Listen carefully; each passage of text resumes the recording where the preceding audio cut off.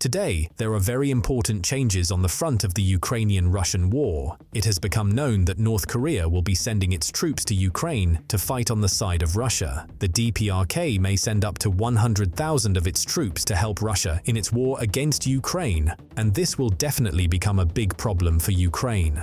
On October 14th, Kremlin dictator Vladimir Putin submitted a draft law to the State Duma to ratify the Strategic Partnership Agreement with North Korea. Its adoption could formalize cooperation between Russia and North Korea, including not only the military, but also the economic dimension. This will be another step in the formation of new axes of authoritarian states against the democratic world. As for the North Korean military, it is likely that dictator Kim Jong-un is testing his troops in action. Having almost the same army, in size as the Russian army, he can give the Kremlin up to 100,000 soldiers. And this, in turn, will bring big problems on the battlefield for Ukraine, if it in turn does not receive the support it needs from Western countries. I would like to clarify that from the beginning of the war to the present day, the armed forces of Ukraine have killed more than 590,000 Russian occupants. Now, the Russians continue to suffer huge losses on the front line. This leads to the fact that volunteers who agree to fight for money may run out. Then the Russian authorities will have to make difficult decisions. First, it can either try to throw a large number of 18 to 20-year-old conscripts into the battle, but they have shown themselves to be completely incapable of fighting in Kursk. Or, we should probably expect the next wave of forced mobilization. However, this may create discontent among the Russian population who do not want to fight, but will be forcibly mobilized and sent to the front.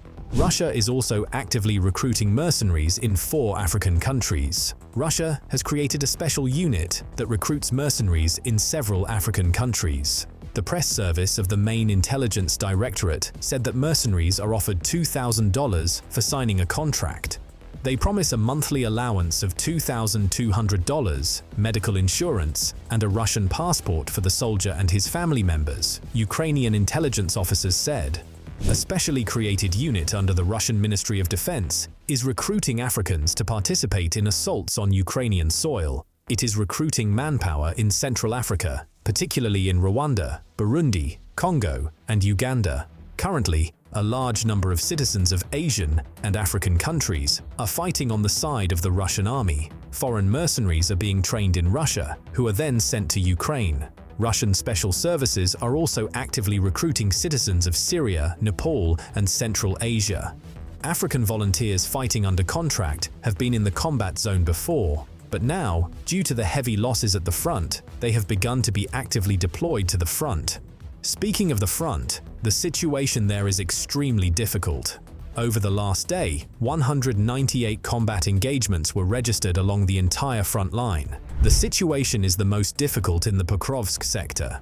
Ukrainian defenders repelled 40 attacks there. The enemy is trying to advance in the area of Kryvyi Yar and Mykolaiivka. Russian troops are pulling together their reserves and heavy armored vehicles to form large assault brigades. The nearest settlements are being bombarded with aerial bombs. A unit commander with the 68th Brigade described the situation in the Pokrovsky sector. "We managed to stabilize the front in our area. We managed to stop the advance of Russian troops a little bit. They managed to take back the section of the front line we control in small parts, but they are unable to do so in large-scale raids. The enemy's advance has been stopped. The situation is difficult. They are rotating their troops and getting new equipment. Since the beginning of the day, the Russian army has lost about 300 soldiers, 5 infantry fighting vehicles, 4 vehicles, and 1 motorcycle."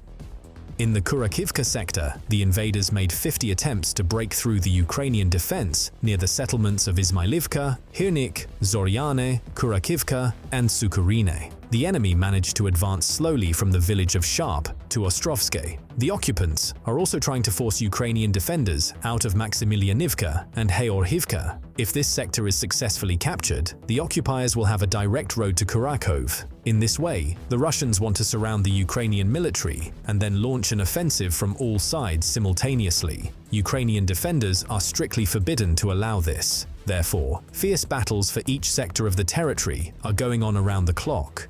Russian troops have lost more than 70 soldiers in the last 24 hours. Their 2 armored combat vehicles and 2 tanks were also destroyed. Russian troops control eastern and southeastern districts of Toretsk. According to the spokeswoman, the Russian army is storming the city in small infantry groups of 5 to 7 people under the cover of artillery, mortars, and FPV drones. Anastasia Bobovnikova noted that the weather also affects the conduct of the fighting.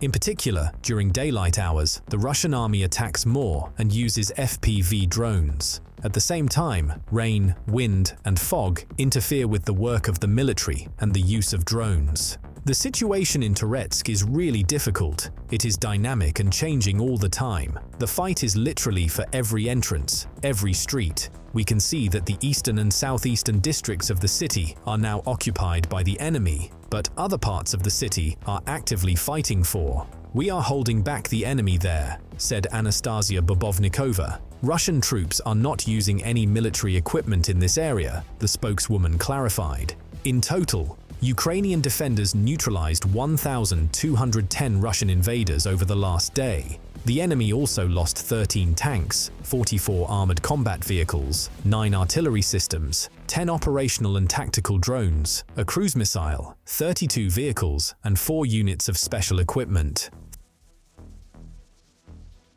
Thank you, friends. That's all for today. Subscribe to the channel to keep up with the latest developments. This video was produced by Hustler, Slava Ukraine.